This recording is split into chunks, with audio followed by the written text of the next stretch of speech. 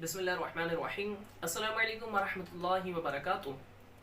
आज इंशाअल्लाह अज़्ज़ व जल्ल हम एक बहुत ही बेहतरीन और लाजवाब अमल लेकर हाजिर हुए हैं कि जो बच्चे पैदा हो, बच्चा हो या बच्ची हो, तो उसके पैदा होने के फ़ौरन बाद ये अमल कर लेंगे तो इंशाअल्लाह अज़्ज़ व जल्ल वो बच्चा या बच्ची बालिग होने तक तमाम आफात और बलैया, तमाम बीमारियों से वो दूर रहेगा।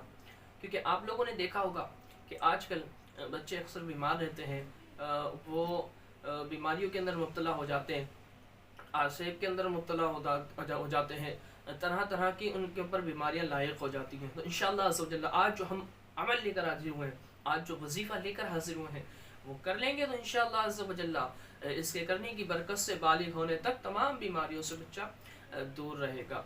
इससे पहले आपने हमारे चैनल को सब्सक्राइब नहीं किया तो उसको सब्सक्राइब कर दें, साथ ही जो बेल आइकन है उस पर क्लिक कर दें, जो इंशाअल्लाह अज़्ज़ व जल्ल इस तरह की वीडियोस आप तक बर वक्त पहुँचती रहेंगी। तो हम बात कर रहे थे कि जब बच्चा या बच्ची पैदा हो तो उसके पैदा होने के फ़ौरन बाद जो आपको अमल करना वो ये है कि या बर्रू, फिर सुने, या बर्रू 7 बार पढ़ना है। अव्वल आखिर एक एक बार दुरूद पाक पढ़नी है। तो अगर आप बच्चे के या बच्ची के पैदा होने के फ़ौरन बाद 7 बार या बर्रू पढ़कर उस पर दम कर देंगे तो इंशाअल्लाह अज़्ज़ व जल्ल बच्ची के बालिग होने तक वो तमाम बीमारियों और आफात और बलैया से दूर रहे।